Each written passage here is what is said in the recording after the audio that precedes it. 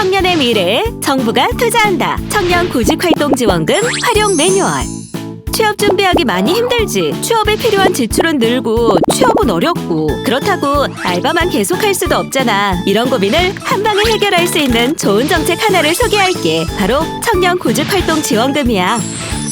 청년 구직활동지원금은 스스로 구직활동을 하는 청년들이 효율적으로 취업 준비를 하도록 다양한 프로그램을 지원해. 바로 자기주도적 구직활동 프로그램이야. 지원금을 신청할 때에는 사전교육 영상을 보고 구직활동 계획서를 제출해야 해. 이후 선정되면 고용센터 예비교육 참석은 물론 매월 구직활동 보고서를 제출하고 취업 관련 동영상도 시청해야 해. 지원 대상자를 대상으로 1:1 심층 취업 상담도 지원하니 좋은 기회 놓치지 마. 이게 끝이 아니야. 매월 50만 원씩 6개월간 취업 준비 비용도 지원해줘. 취업 준비하고 지원금도 받고. 우리 미취업 청년들 이제 부담 없이 취업 준비할 수 있어. 그럼 지금부터 청년 구직활동 지원금에 대해 알아볼까? 스텝 1. 자격 요건. 청년 구직활동 지원금 지원 대상은 만 18세에서 34세 청년 중 졸업 또는 중퇴 후 2년 이내인 미취업자야. 기준 중위소득은 120% 이하여야 해. 그럼 졸업 또는 중퇴로 인정되는 학교 범위와 기준을 알아볼까? 고등학교, 대학교, 대학원뿐만 아니라 야간대학과 대학원, 고등학교 검정고시까지 포함돼. 아쉽지만 재학생은 지원 대상이 아니야. 최준 선배에게 조금만 양보해줘. 졸업의 기준은 졸업증명서를 제출할 수 있어야 하고 중퇴 역시 재적증명서를 제출할 수 있어야 해. 단 방송통신대학, 사이버대학, 학점인정제는 졸업 시에만 지원이 가능해. 재학 중이면 이전 학력 졸업으로 판단되니 잘 알아도. 졸업 또는 중퇴 후 군대에 다녀왔다고 너무 걱정하지 마. 졸업 후 2년 기간에서 병역 기간을 제외해주거든. 그럼 이번에는 기준 중위소득 120% 이하 가구소득 기준을 알아볼까? 가구소득 기준은 가구원이 최근 3개월간 납입한 건강보험료를 기준으로 확인할 수 있어. 가구원 수에 따라 기준이 달라지니 지금 보고 있는 표를 참고하면 좋을 거야. 미취업 기준도 궁금하지? 고용보험 가입 여부와 상관없이 신청 시점 기준 근로시간이 주 20시간 이하인 경우 미취업으로 봐. 혹 사업자 등록증을 소지하고 있다면 지원이 안 되니 참고하라고. 스텝 2. 신청 방법. 청년 구직활동 지원금은 온라인 청년센터에서 신청할 수 있어. 홈페이지와 모바일 둘 다 가능해. 신청 시 필요한 서류에 대해 알아볼까? 먼저 구직활동 계획서와 졸업증명서, 가족관계 증명서 같은 서류들이 필요해. 특히 구직활동 계획서는 처음 신청 시 꼭 제출해야 해. 합격과 탈락의 기준이 되는 중요한 서류이니 꼼꼼하게 작성하는 것이 중요해. 구직활동 인정 범위도 알아볼까? 구직활동 인정 범위에는 직접 구직활동과 간접 구직활동이 있어. 먼저 직접 구직활동은 말 그대로 우편이나 인터넷 등을 통해 취업 공고에 지원하거나 채용 관련 행사에 참여하여 면접에 응한 경우야. 간접 구직활동에는 직업능력 개발 훈련이나 취업 지원 프로그램 참여 등이 포함돼. 취업 관련 스터디나 취업 관련 도서 구매 등도 인정되니 참고해. 스텝 3. 신청할 때 주의사항. 만약 다른 제도에 참여하고 있다면 다른 제도와 중복 참여가 가능한지 확인해야 해. 중복 참여에는 청년 구직활동 지원금과 다른 제도를 일부라도 동시에 수급받거나 참여하는 동시 참여와 다른 제도 종료 후 참여하는 순차 참여가 있어. 실업급여, 취업성공 패키지, 자치단체 청년수당은 6개월 이후 순차 참여만 가능하고 직업훈련은 동시 참여 가능해. 다만 유사한 성격의 제도에 참여했을 경우 모두 후순위로 지원되니 참고하고 온라인 청년센터 홈페이지에 업데이트되는 내용을 꼭 확인해줘. 자치단체 유사사업 현황도 잘 알아둬.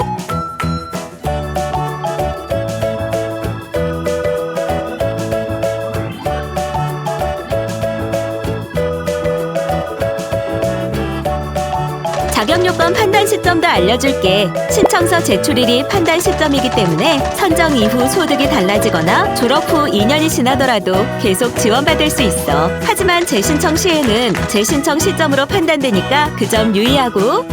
스텝 4. 최종 선정. 그렇다면 과연 몇 명이나 지원받을 수 있을까? 놀라지 마. 2019년 한 해 동안 총 8만 명이 지원받을 수 있대. 선정 결과는 문자나 홈페이지를 통해 안내될 예정이야. 탈락자는 재신청 가능하니 너무 좌절하지 말자.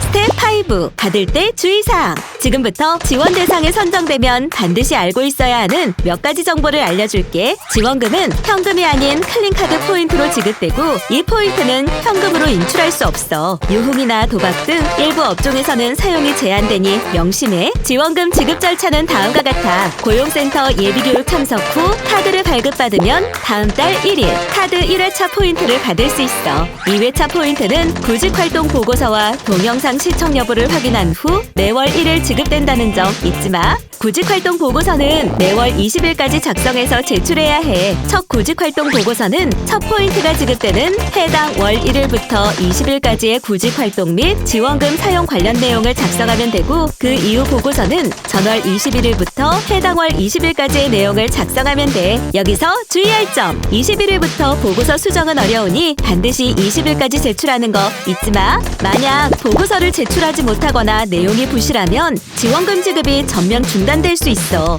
그 기준에 대해 알려줄게. 우선 해당 월 20일까지 보고서를 전혀 입력하지 않았거나 같은 단어의 반복, 의미 없는 단어 나열 등으로 제출했을 시 보고서 미제출로 판단해. 1차 미제출 시 다음 월 포인트는 미지급되고 2차 미제출 시엔 지원금 지급이 전면 중단되니 참고하도록 해.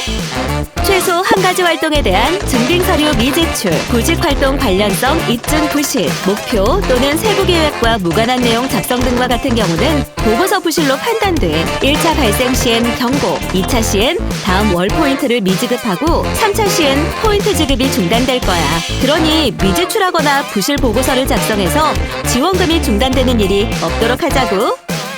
스텝 6. 지원금 종료, 유예, 중단. 그렇다면 지원금을 받고 있다가 취업이나 창업을 하게 되면 어떻게 될까? 취업의 경우 주 근로시간이 20시간을 초과하는 일자리라면 정규직 여부 및 근속기관과 상관없이 취업으로 간주하여 지원금 지급이 종료돼. 창업은 사업자 등록 발생 시 등록일 다음 달부터 지원금 지급이 종료돼. 취업이나 창업을 했다면 구직활동 보고서에 꼭 체크하는 것도 잊지 마. 체크하지 않으면 부정수급이 될 수 있어. 그럼 본인의 임신, 출산 또는 질병이나 부상, 본인과 배우자의 직계 존속 및 직계 비속의 질병, 부상 등으로 더 이상 취업 활동을 하지 못할 경우는 어떻게 될까? 이럴 경우는 딱 한 번 6개월 범위 내에서 유예가 된다고 해. 참 다행이지? 그 밖에 구직 활동을 할 수 없는 사유가 발생할 경우와 보고서 작성 및 제출 등 관련 기준에 어긋난 경우는 지원금 지급이 중단될 수 있으니 주의해. 취업이나 창업하면 지원금 지급이 종료된다고 울지 마. 이게 끝이 아니야. 바로 취업 성공금이 있기 때문이지.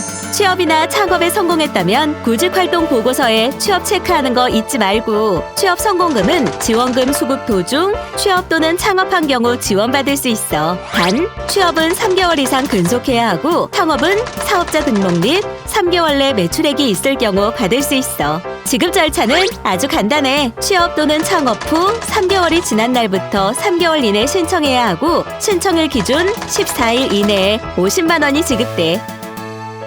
스텝 7. 부정수급. 부정수급은 절대 안 되는 거 알지? 지금부터 부정수급 유형을 알려줄게. 주 20시간 초과 근로자로 취업 중이거나 창업했음에도 이를 숨기고 지원금을 받은 경우, 현재 재학 중임에도 이전 학력 졸업 증명서를 제출해 지원금을 받은 경우, 진학하거나 진학 준비 중 또는 한 달이 넘도록 장기 해외 체류 중임에도 이를 숨기고 지원금을 받은 경우, 중앙정부 또는 자치단체 유사 사업에 참여하고도 이를 숨기고 지원금을 받은 경우, 포인트를 현금화하는 등 비정상적인 방법으로 지원금을 사용하는 경우, 기타 사회 통념상 허위 또는 부정한 의도 및 방법으로 지원금을 받고자 하는 경우 등 이 모든 행동들이 다 부정수급에 해당돼. 만약 부정수급이 밝혀지면 다음과 같은 조치가 내려질 거야. 허위, 기타 부정한 방법으로 각종 수당을 지급받은 경우 해당 금액 환수는 물론 해당 금액만큼을 추가로 반환해야 해. 또한 졸업증명서, 건강보험료 증명서 등 기타 서류의 위조 또는 변조 사실이 밝혀질 경우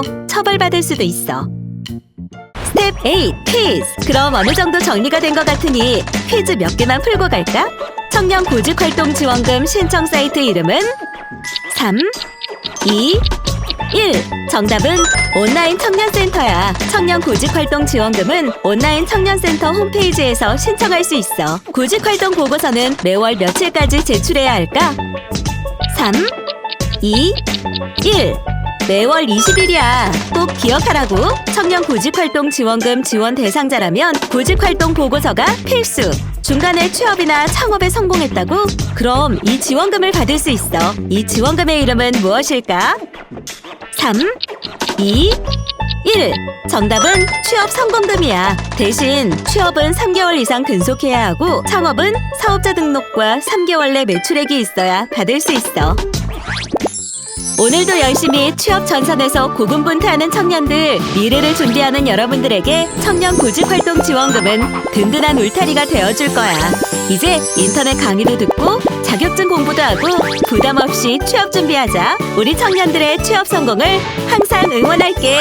오늘도 파이팅!